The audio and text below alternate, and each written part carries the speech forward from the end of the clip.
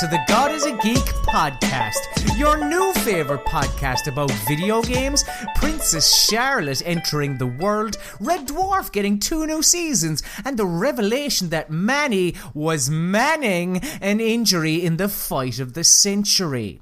I am your host, Colm, and with me this week, boys and girls, it's a very special one this week. Because with me, it's the dog whisperer himself, it's Dan Murphy! Hello, Colm. I'm liking that nickname. I've got a new one, and I will apologise now because he will appear at some point. I guarantee it. I can't wait to hear what is the name of the dog again? The blind one's called Jack. The other one's called Ruby, and he's doing it. He's a bit grumpy recently, and he keeps pissing everywhere. But he's okay, I think. Hopefully, he went to the vets the other day to get his blood tested, and he's still alive, so still going strong. Good. I'm glad to hear that Jack is still alive. Dan Murphy. Now, hello. I know you're a very political man. Ish, yes. I live in Ireland, therefore my knowledge on British politics is quite minimal. Mm-hmm. Can you, now as we're recording this today, and possibly as you're listening to this, well, I suppose as you're listening to this, you'll probably have gone and voted already. Tell me about the parties and who I should vote for as a hypothetical man of the Queen's land. Well, I'm not one to push my political views onto anyone, but it's been from what I understand. I never followed it like last year, really. Like the last time the election happened, because I was I was going to say this is your first vote. Yeah, my first vote today. I went before, and it was quite nerve-wracking. I didn't really know what was to expect, because I always thought that you'd vote for all this, that the 7 big parties basically going for it this time, and then you'd vote for the whole country thing. But it's not. It's like your contingency or whatever. Yeah, constituency. Yeah. So like, I couldn't vote for Green or SNP or the Welsh one as well. So right, that confused me a bit. But basically, from what I understand, it's been a bit weirder this year, because there's been 7 main parties going at it, like in the big debates and stuff. So obviously there's Labour with Miliband. I'm sure you've seen him on Twitter doing divides and stuff. I am aware of Ed Miliband. I'm aware of Ed Miliband, who is Labour, as you said. David Cameron is Conservative. Yeah. Who else is there? Farage is UKIP. Who to me, like, looking from the outside in, at Twitter and stuff, it's like UKIP seem like some, I don't know, they seem like a parody of a political party. I'm not sure what the fuck is going on there. Nick Clegg is Lib Dem. He's still going. From what I'm probably going to chat a lot of bullshit about this, and people who actually know stuff will be raging at me. But from what I understand, because of how much they lied on the last election, Lib Dem's completely fucking irrelevant this year and won't get anything at all. But Nick Clegg's still going. Right. No, I suppose one thing I have been seeing is that most party leaders are not they don't want to have a coalition government. That's what they were saying, and that's why Labour quite annoyed me in the last question time, because they basically said they'd rather let Tories go in than do anything with SNP, who have, from what I understand, have many of the same viewpoints on stuff as they do. Same as Labour. Yeah, they're both. I think they're both quite left, but I know Labour. I'm pretty sure SNP are as well, but they'd said they'd never do a coalition with SNP, which was a bit annoying from my standpoint. As someone who's quite disenfranchised with all the other big parties, was actually going to vote SNP if I could have done, and as an Englishman was going to vote SNP, so it's a bit annoying. Because Sturgeon's an absolute beast. She's the one who runs SNP now, and she absolutely batters them all in question time. It's amazing to watch. Right, and they have no chance of actually getting in government, do they? Unless it's a coalition. I think they're going to sweep up Scotland because Labour have completely fucked it after the referendum. So I reckon they will get Scotland, and then it depends how everything goes down here if Labour need them. Because I reckon if they need them, I reckon they will. They'll go back. They'll go back on what they said. I'd imagine, because it's not like politicians to go back on what they said, really. So you don't know. One more question. Go for it. Conservative and Tory. Where does Tory come from? Same thing. I don't know, but I know that they are the same. Tories, just like the nickname for it. They are Conservatives, but they get called Tories. If you get me. Conservatory. Conservatory. Conservatory. Yeah, that's I must say, because he will be listening, that's a stolen joke from Adam Cook. Alright, Adam, I stole your joke, get over it. Okay. Dan Murphy, now you know an awful lot about politics, but you also know an awful lot about Mortal Kombat X or 10 or whatever. Well, I wouldn't go that far, because, man, you know how everyone just said that it was a game for people who don't like fighting games. You'll really like this because it's fun. Oh, yeah. I'm not like I said on the last podcast I was on. The only fighting game I've ever played was the Godzilla fighting game on the PS2, and you don't understand how happy I'm that that's coming back. I don't care if it's going to be shite. I can't wait to see it come back because it was really good back in the day. Like, you could be Mothra or Godzilla or the other ones. I don't know any of those names, and just batter folk and throw them into buildings and stuff. So that was the last fighting game I've ever played. So how does Mortal Kombat X compare to Godzilla the fighting game? It's better. But I got battered. Like, I didn't get, because I don't think the tutorial is that good, because you have to, because it's all, from what I understand from the tutorial bit, it's only teaching you as Scorpion, from what I can grasp. Okay. So it's like learning each character's moves is quite difficult and I thought, like, at the start of the campaign, which was quite enjoyable, I did quite enjoy it actually. You play as Johnny Cage and Kotal Khan first, and then I didn't like those two characters at all, and I just about managed to scrape I think I skipped a couple of fights actually, and just managed to scrape my way through. But then it got a lot more enjoyable when I got to play as Sub-Zero and Kung Jin, maybe I think his name is. Kung Lao? No, he's the fire dude, isn't he? Kung Lao. I think he's like a bad guy in it. Who's Kung Jin? Kung Jin is the son of one of not right. You know how there's the four. There's Johnny Cage. There's Takeda. Then there's another guy. Right. Well, he's the son of the other guy, but I can't remember his name. And then there's the son of Takeda who's in it. The Takeda's the son's name. The son of the blind guy with the machete who can do telekinesis and stuff. Okay. His son. Then there's Cassie. There's Johnny Cage's daughter, Cassie, who's also Ace, and Briggs' daughter, Jackie, who's also Ace.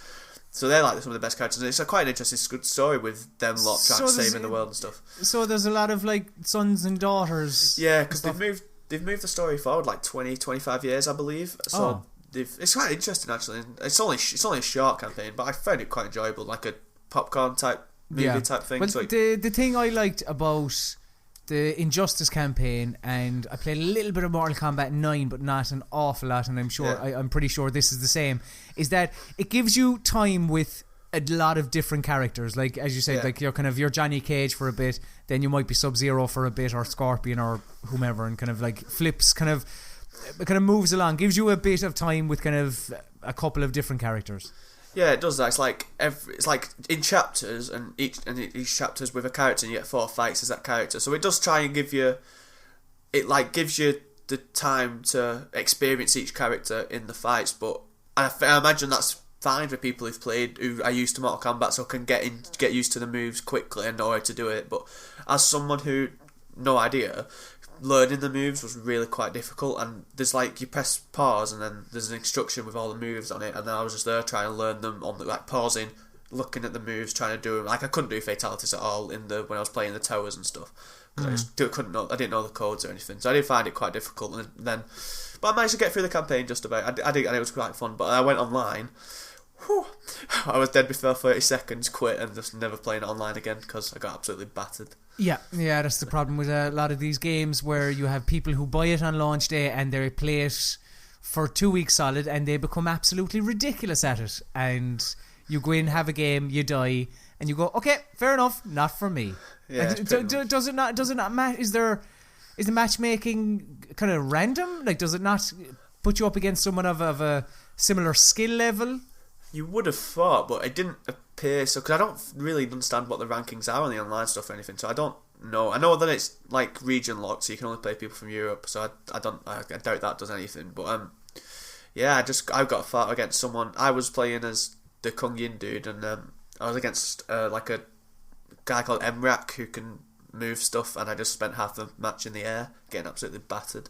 So I presume, maybe, but I know that there's been a lot of problems with the online stuff for a lot of people. I managed to Yeah. get on for that one game, but maybe the matchmaking's what broke, and you just can't get people at the same level as you. It's been quite a shitty launch for Warner Brothers, like just like including the kind of to being able to buy the kind of easy fatalities and just some really kind of dodgy practices. And I mean, if it's kind of weird because if you buy everything Mortal Kombat related, you will probably end up spending a fucking fortune, including all those things that I mentioned, all the kind of fatalities and just all the kind of stuff, which is the complete opposite to the game that I've been playing, Dan Murphy. Now I know this will come as quite a surprise to you and all of our listeners, but I have been playing Dota 2. And you've been doing really well according to the videos. Yeah, so Mike Stubbsy, who I'm sure regular listeners of the show will know as our esports editor and just all-around expert. Now, I knew that Stubbsy knew an awful lot about just esports and in particular Dota, but fuck me, the lad knows so much. Like, it's fucking frightening how much he knows, but I'll get onto that. So there's a mode in Dota called coach mode or something, where so what happened was Stubbsy was able to see everything I was doing on my screen and kind of direct me to, like, you know, go here, use this item, click on this button, all that kind of shit. Yeah. And as I said, the man for over an hour solid just rattled off so much information. It was fucking unbelievable how much the man knows. Like, it's very daunting. It's obviously, this is said an awful lot about Dota. It is very daunting to go into it. But I think if you're going into it and having someone show you the ropes a little bit, you'll get it after a while. Now, if I went in and I tried to play a game by myself, I probably would get my arse handed to me. But at the same time, there are certain things, like he taught me about. He was like, use a tango, and after a while I understood that's you have an item called tango, and you click on one of the trees around the place, then you eat a tree, which brings up your health.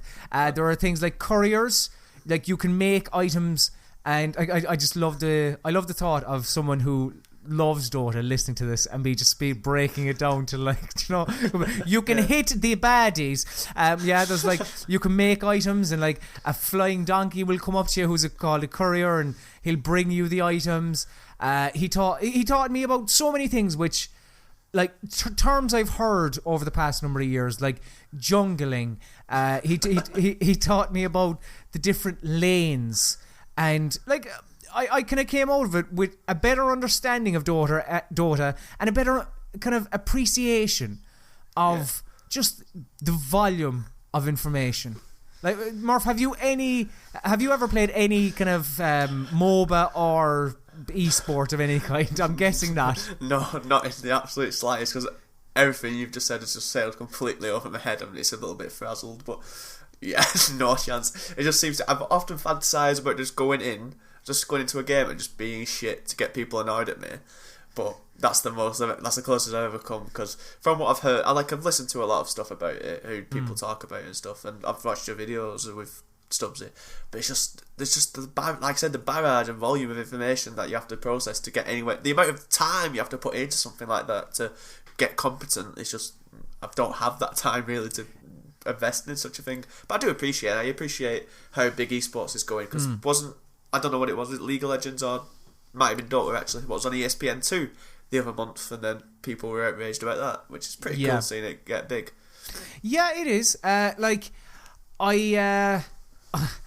mean, again, just to reiterate, like, it is daunting, but if you have someone there, it's not as daunting, because they will, like, Stubbsy knew, and it was like, Stubbsy, you're gonna have to fucking break down the everything in this game, break it down to fucking baby talk for me, because it's just it is a decent chunk of information, but if you put it in layman's terms, you kind of, you know, you get a grasp on things, and you understand that, what were like, you have your main tower, and around it you have these things called racks, if I remember correctly. And they'll shoot at the baddies if they come, the baddies being the opposing team. And so they're going to try and break them down first before they get to that tower. But you have other towers around the place as well, your tier 2s and your tier 3s and stuff. And if you come across an enemy's tower, run the fuck away because it is going to kill you instantly. I came out of it with just an appreciation for the game and for the people that just put so much time into it. Because as you said, for a lot of people, I know Stubbsy wouldn't be one of these people, but there are people who literally it's just Dota, do you know, and it has been just Dota with the past however long, 2-3 maybe years, longer. The international's 4, is it? However long anyway. Do you know, it's like they build a PC and that's their Dota machine. You know, on Steam they have one game and it's Dota. And look, fucking more power to you if that's what you want. Fair enough. It's just I can't imagine putting hundreds of hours into any game, to be brutally honest. I don't know. I like to sample different things. You know, I don't want to just say play even The Witcher. Which coming out in a week. 19th of May. 19th of May. Counting down those days. I am so excited for that. It is my most anticipated game this year, and that's saying a lot with fucking Metal Gear coming out at the end of the year for me. But it's I couldn't even imagine putting hundreds of hours into it. I can't even imagine putting a fucking 100, to be honest with you. It's just again because I don't know. I want to sample loads of different games, you know. So it's, but I mean, look, horses for courses. It's I don't know. There's a buffet of games out there, Dan Murphy, and I want to taste every single last one of them. You tasted one recently, Ether 1, because that is kind of, it's a bit different. It's well, I think it's been out of PC since March or so, and it's just come out on PS Plus this week. So I thought I'd give it a whirl. I've only played it for about 20 minutes before the podcast because, you know, prepared as ever, as they are. But it's it's from White Paper Games. It's this first-person exploration type game, very much in the vein of Gone Home. So it's lots of note reading to get exposition and stuff like that.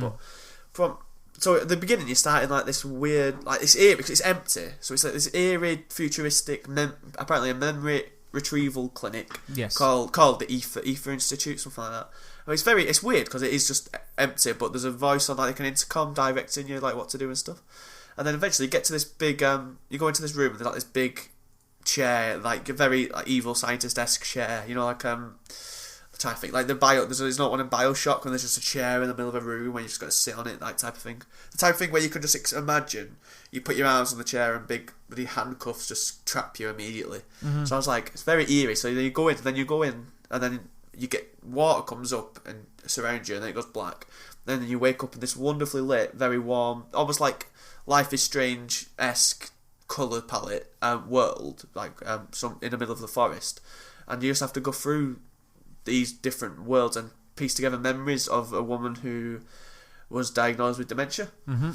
So it's then you have to go through, explore the world, pick up items, solve puzzles. I won't lie to you, I'm stuck on the first puzzle. Can't get through a door. Because I actually reviewed this. Oh, did you? Yeah, it came out March of 2014. Oh, and that young. I quite enjoyed it. The dementia angle I really enjoyed, and kind of I found the story to be quite, as you kind of mentioned, quite interesting, quite kind of, I don't know, quite different. I'm just trying to remember what's the first puzzle. There's the door that's locked in the mine, and it says miners eat off metal plates, and I'm frantically searching to try and find a metal plate with a code on for the door, but I've no idea. Oh, there's a puzzle in that phrase, but I can't work it out. I'm going to Google it, I'm not going to lie. I'm not very good at this. I can't be bothered spending time on puzzles when I can just... I'm a bad gamer, I'm not going to lie. I'm bad. A few weeks ago I was playing Grim Fandango for the first time, and waiting to suss that out on my own. Fuck that. I mean, there were points, as far as I can remember, there were points in Ether 1 which like, and I remember saying this about Ethan Carter. I remember saying this about what I'm trying to think, kind of like recently in the last couple of months. What else? Grim Fandango to an extent as well. Like, I'm all for not holding the hand of the player. That's brilliant, you know. Like, guide them a little bit, but don't hold their hand. You know, you don't need a big arrow pointing into every direction. Yeah, just exactly. subtle pushes in the right direction. Yeah, let you find your own way. The thing with Ether 1 is I found it to be just too vague at points, and the puzzles then kind of just became a bit tedious because you're trying to. It's like, I don't know. You have what you think is the solution. That doesn't work. So then you just go through, like, I don't know, a load of different items, just use them on the thing and just nothing works. Or maybe you luck out and it does work. You have no fucking idea why, but it just does. And I just feel at points it kind of pushes it a little bit, I don't know, a little bit too far. For someone who's only at the beginning so far, this vagueness is very interesting. It looks nice and forward facing, but from just the beginning, it seems like just something sinister is going on. I don't know why, I don't know how, but I don't even know if there is, if it will end up like that. But it just feels like something, the Institute, something just going on in the background that you don't know about, and it is vague. But that's what's interesting me so far. And yeah, like I said, I'm not. Maybe you got a bit frustrated more because you had to solve the puzzles on your own, and like I won't be. So I'll just be enjoying. I'll just be enjoying the story a bit more. Yeah, and it's handy. You can just like find a YouTube walkthrough and just like just follow what they're doing. Yeah, definitely. That'll work. Murph, you've also played a tiny little bit of one of my fucking favourite games. Well, so God help you if you say this is shit. Oh no. But I adored this. Was it last year? No, was it last year? 2013, I think. Yeah, actually. I fucking adored this game. What I meant by briefly is I'll briefly talk about it because I too also fucking love this game. What is the game? What is the game, Murph? Guacamelee Super Turbo Championship Edition. What? Oh God Almighty! Wax lyrical. Talk away. I played it on the old Vita first before the PS4 came out, and because it was on PS Plus, and it was before it came out on PS4, I should say, and it was just so good. Just the combat, how pretty the world is, the jokes with the goat guy, the boss fights, all of it. I just loved it. And then when it came out on the I got it when it first came out, the Super Turbo Championship Edition. That's a mouthful. Yeah. It costs like £3 or something to upgrade off of free games. I was like, well, I'm doing that. And the new world they put in, the new boss, which I thought was really funny, and just the whole game's really good. And then because it's come out on PS Plus, you can see I'm a bit of a cheapskate with these PS Plus games. student. And that just tempted. I've got one of my mates to play it, and he's getting really frustrated because he doesn't know how to solve some of the puzzles. Where is he? He's on the bit when the dragon thing in the castle. Oh, okay, in the temple, and he just keeps falling into the lava at the last bit, so he's raging. It's quite funny. But I got up to the bit where I go and complete it, but I'm trying to 100% it and get the alternate ending first. Right. Yeah, and then I fell off the wagon a bit, but that's tempted me to go back in and finally finish it again because it is just one of my favourite games ever. I'm not gonna lie. I'm only young, so I don't have a vast favourites list, but that is definitely one up there, as we said last week. What are? Because I never actually played the Super Turbo Championship Edition of it. Oh, did you not? No. What are the kind of differences? So there's a whole new area called didn't know that. Yeah, called Pico de Gallo. You should get it, play it because it's free in it. So it's called Pico de Gallo. I think it's under the Sierra Mountain bit. So it's under there, and it's like a water area. So it's like loads of canal. It's another town at first. So like there's town in the middle, and then there's like loads of canal bits, and there's a boat level, I think, where you have to throw skeletons off the boat and stuff like that. It's really nice. And there's a new boss who is a mariachi band combined into one skeleton fantastic person, and it's just so funny. And I think they're making what the story is of them. They're making a really massive robot skeleton for the bad guy who Chala. I can't remember his name. Yeah. So they're making. I think the Chala has one of the mariachi band members hostage, so he's making him do a massive robot skeleton for them, and it's just they're really funny. They're one of my favourite enemies, to be honest with you. It's a great game. Yeah, no, you have kind of made me want to go back and play it, and it is free, so fuck it. I like free things. I played a free game this week, Dota 2. So yeah, I probably will go back and have a look at that. Calvin's Movie Minutes. But Murph, video games, whatever. Who gives a shit? I want to know about what you've been watching, because it's time for Calvin's Movie Minute. Of course, Calvin isn't here for Calvin's Movie Minute, but fuck it. That hasn't deterred us from recent weeks. This is the part of the show where we get to talk about what we've been watching, not playing. Fuck interactive, the interactive medium of video games. I want to know what you've been passively enjoying, Dan Murphy. Movie-wise, the only movie I've seen recently is, of course, Avengers: Age of Ultron. Midnight release, absolutely. Oh, did you see it on the day? Oh yeah, I couldn't resist. First ever midnight release, I thought, let's do it, and it was pretty fun. Watched it, so cool, and it's better than the first one. I don't care what anybody's saying, it's miles better than the first one. It might not have that like spine-tingling moment of when you see them all first fighting together, but it's a better movie than the rest one, because the first one is really boring at parts. Like I think when they all get, I can't remember it off the top of my head like exactly, but after the first fight with Loki in the forest, I think, and then up to maybe the ending bit, it's really boring, in my personal opinion. So I thought the second one is so much better, because first of all, it's the funniest film I've seen in ages as well, because I'm not going to say banter, because the jokes between like Thor, Captain America, Iron Man, and all those guys, or all of them, and as well, what's he called? War Machine. Yeah. He turns up. They're all just really funny because they have like a party because they've finally killed. That's brilliant. I was just going to reference that. So funny. It's brilliant. Are we spoilering or are we not spoilering? Because I know the scene you're on about, the lifting. Yeah. We won't say anymore because it's something you need to watch. Yeah. It's fucking brilliant.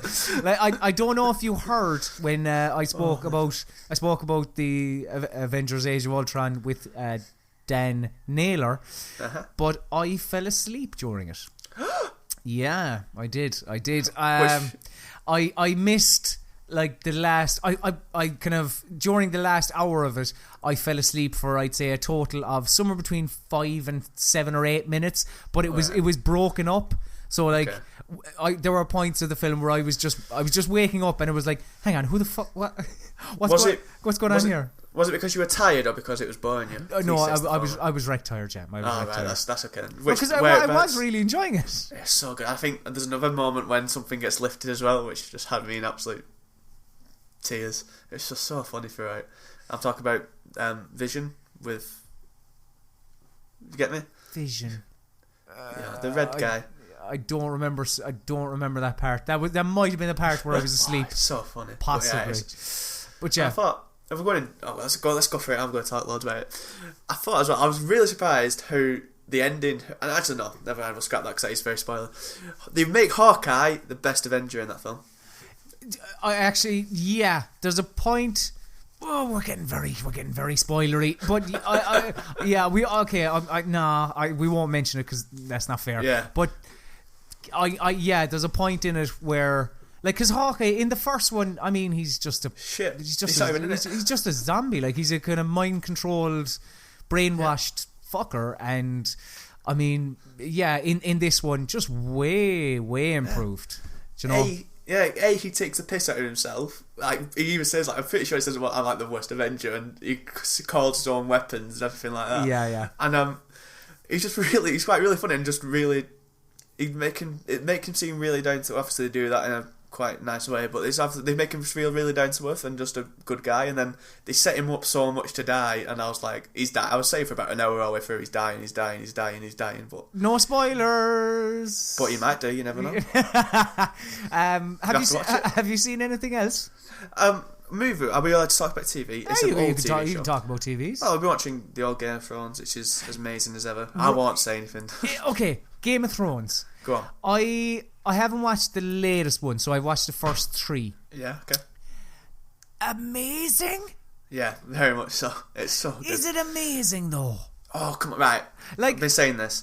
Go on, okay. Tell me why it's amazing, yeah. This season started slower because last season they had 4 episodes in a row where they were absolutely massive set piece episodes. Really, they had.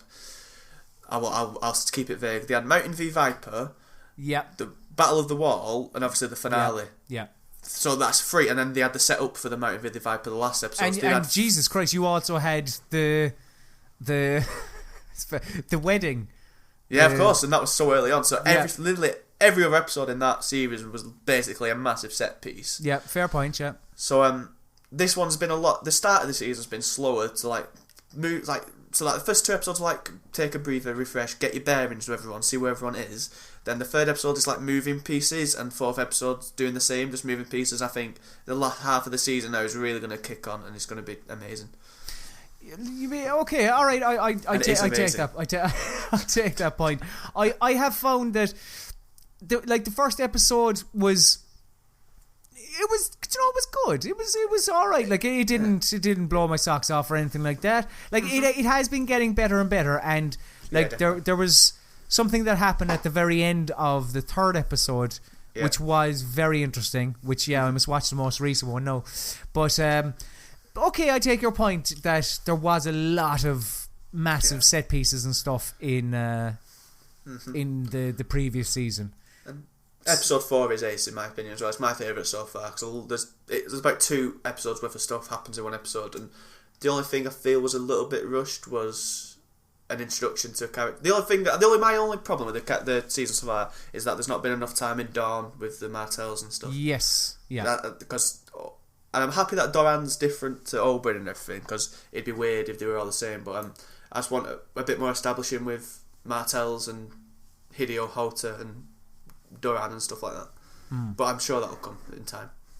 Just like Kickstarter games, they come in time as well, Dan Murphy. You have to give it a little bit of time though, because sometimes they can take fucking years. October 2016 to be exact. So yeah, in the past week, I suppose many of the people behind Banjo-Kazooie and Donkey Kong Country, they finally revealed what Project Yooka-Laylee was, and I suppose it's actually called Yooka-Laylee, and it's a return to the 3D platformer.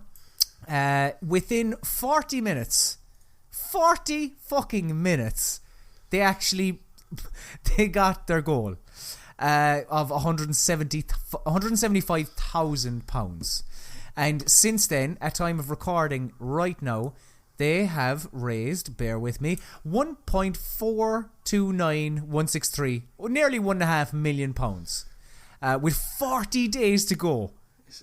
It's absolutely insane, isn't it? There's something like about 40,000 backers. Where can I can't. 43,572 backers. Dan Murphy. Hello. You I suppose, like you said earlier, you're a young man, Indeed, a baby-faced assassin of sorts. Oh, aye. And you grew up on 3D platformers. Pretty much, yeah. It's like my favourite games. Like, not many of them would. I'd say like when I'm naming a top 10, like doing like individuals would be there, but like the likes of Crash Bandicoot, Spyro, Jak and Daxter, Ratchet and Clank, to an extent, Ape Escape maybe. Would you classify Ape Escape too? Because that was the first game I ever played. That actually, like first game I played, first PlayStation game. I'd played Road Rash before that and a couple of Sonic games, but that was about it.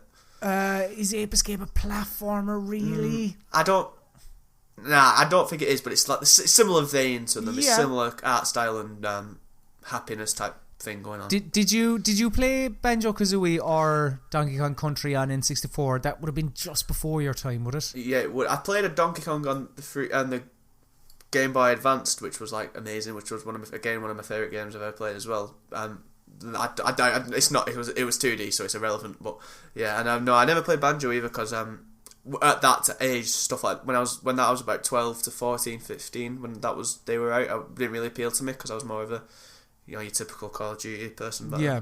So what?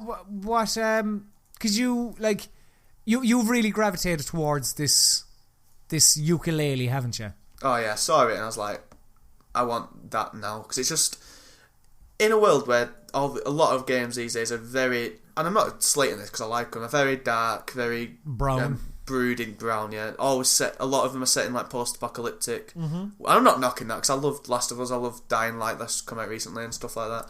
But this just looks the epitome of just joy and happiness and colour. Like, it might not be like the most innovative game going or anything like that. It's not going to change the world, but it just looks fun, and I just want to play it. It just looks like just fun. I want it now. I love lizards as well, to be fair, so that's cool. You love what? Lizards. Okay, what about bats? Are you a fan of bats? His nose is a bit weird. Or she, I should say.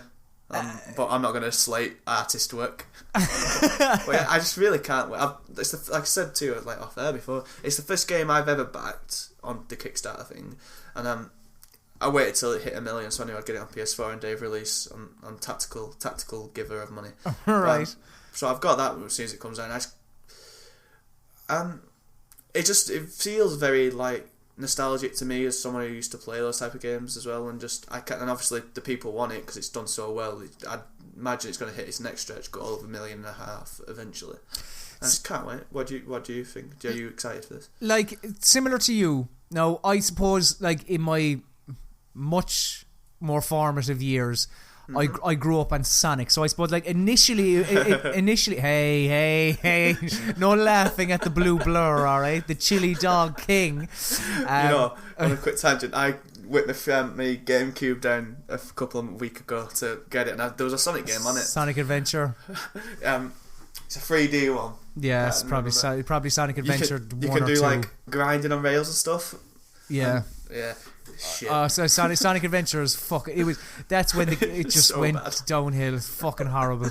But yeah, like then kind of, I suppose, yeah, when I was still young, a kind of a bit older, kind of started playing the Crash games. Yeah.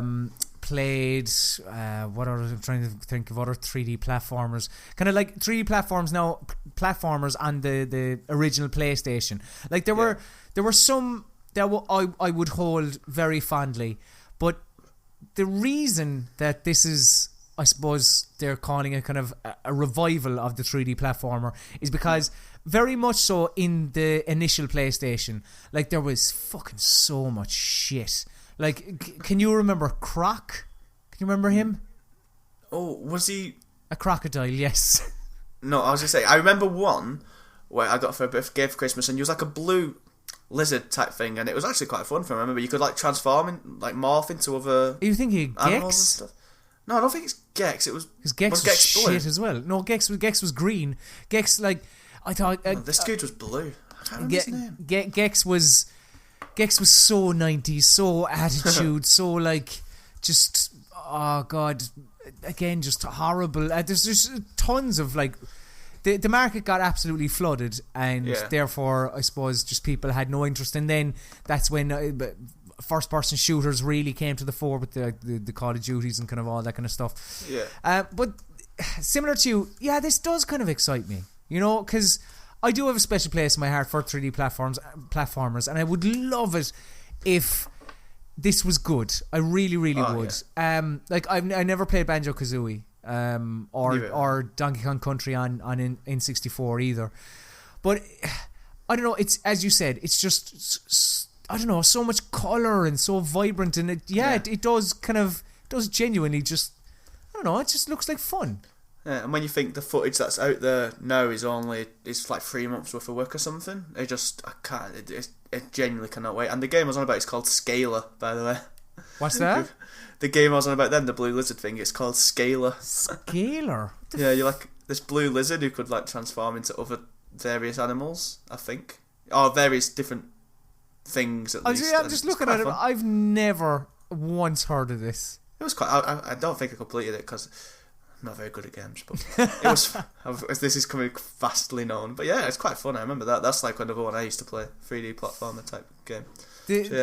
My only fear for Yooka-Laylee, right? Well, one of my fears is like, so it's 15. It's a tenner for the Steam version, or 15 for the console version, right? Yep. And it's after raising 1.5 million, so it's after just destroying their goal of 175,000.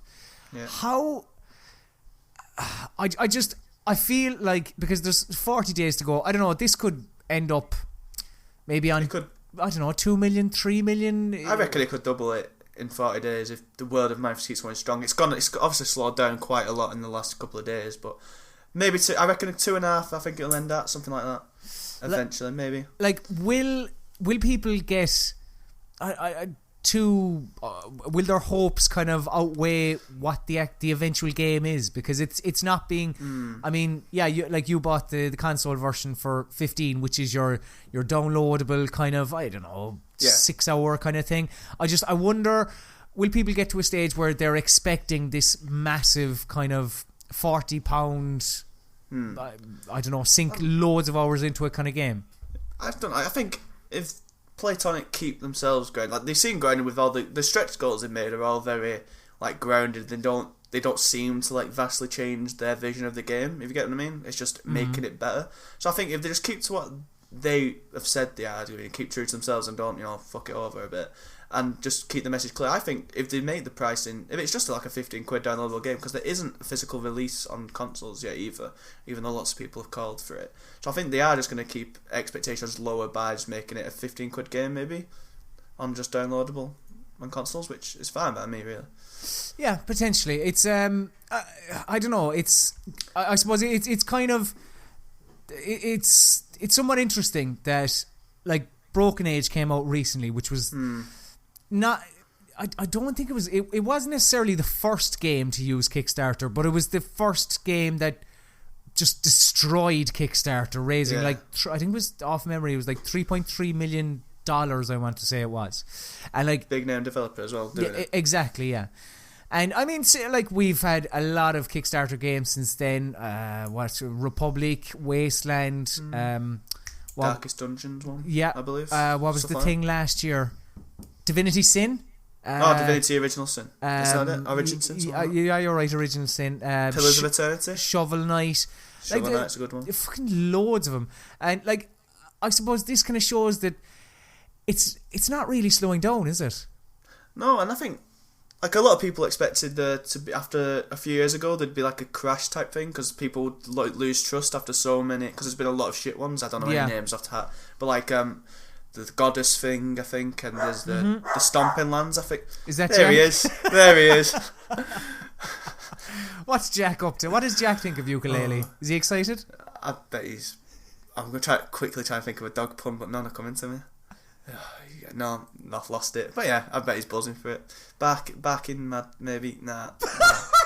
Going on, I'll go on. Nah. You were almost a Jill sandwich. Metal Gear. It's me, Mario. Do a barrel roll. Oh, this is space. I'm in space. Hail to the king, baby. Guess Who is the part of the show where I test the gaming knowledge of my fellow potters, and in this case, it's just one, Dan Murphy. But Dan, I have faith in you. I really probably do. still win. Will I get a character that was like alive when I was alive? Yeah, I have confidence. That's all I'll say. I have confidence in you. So Guess Who? It's basically the part of the show where I give 5 clues to the identity of a video game character, and you, Dan Murphy, must guess correctly. Now, when you think you have an answer, Dan, again, I say this part, but there's only one of you, so I'll shout out your name. You don't have to. But tell me what you're thinking. But then be careful, as you only have 3 guesses. To the victor go the spoils, and no looking up the answer. No cheating from me. Good. I'm glad. Right. Clue number 1. I first appeared in a video game in 2007. Clue number 2. However, prior to that, the world was introduced to me in 1986 in a book. Oh. Geralt of Rivia. Oh! Boom, boom, boom, boom, boom, boom, boom. Dan Murphy. Dan Naylor better step up his game after that. Clue number 2. I believe that's a fucking record. Ow! Well done. I suppose to continue on, clue number 3 was in 2001 they made a movie about me, and I even got a 13-episode TV show in 2002. Clue number 4, I am an expert swordsman with superhuman abilities, great at hunting too. And clue number 5, I'm all set for my last hurrah in video games very soon, about a week or 2 in fact. Of course, yeah, that is Geralt of Rivia. Dan Murphy, brilliant. Get on that. It's only... Absolutely fantastic. I'm so happy because I was before my debut. There was a couple of episodes where I got it in one, like the Kenny one and someone else. So I got them in one, and Dan and Adam and Calvin were taking absolutely ages to get it, and I was like screaming, like I know this. And then when I came on for the first time, it was someone who was made in a game when I wasn't alive by about 10 years. I was like very disheartened, but I'm buzzing with that. Excellent. Well done, Dan Murphy. As I say, the lads are going to have to fucking step up their game. That just about does it for this week's episode of the God is a Geek podcast. As I always do, I implore you, dear listeners, to rate and review us on iTunes. And also be sure to subscribe so you never miss an episode, and tell people about the God is a Geek podcast. Wow, I'm getting so excited I can't get the words out. Don't let us be your little secret. Do tweet about us, Facebook, whatever. Just tell your friends. You can follow us all on Twitter. In this case, just the two of us. I am at Colm_Ahern. Dan Murphy's at Broski. And of course, our overlords, God is a Geek. You can follow them on Twitter at God is a Geek, and on Facebook, facebook.com/God is Geek, on YouTube, youtube.com/God is Geek, and godisageek.com itself for all of your news, reviews, videos, podcasts, esports, opinion pieces. Fuck me, everything you could ever want in your video game website, it's right there. So once again, thank you very much for listening, and sadly, this is the part where you have to bid you adieu. So say goodbye, Dan Murphy. See you later, everybody. And say goodbye, Colm Ahern, Slán go fóill.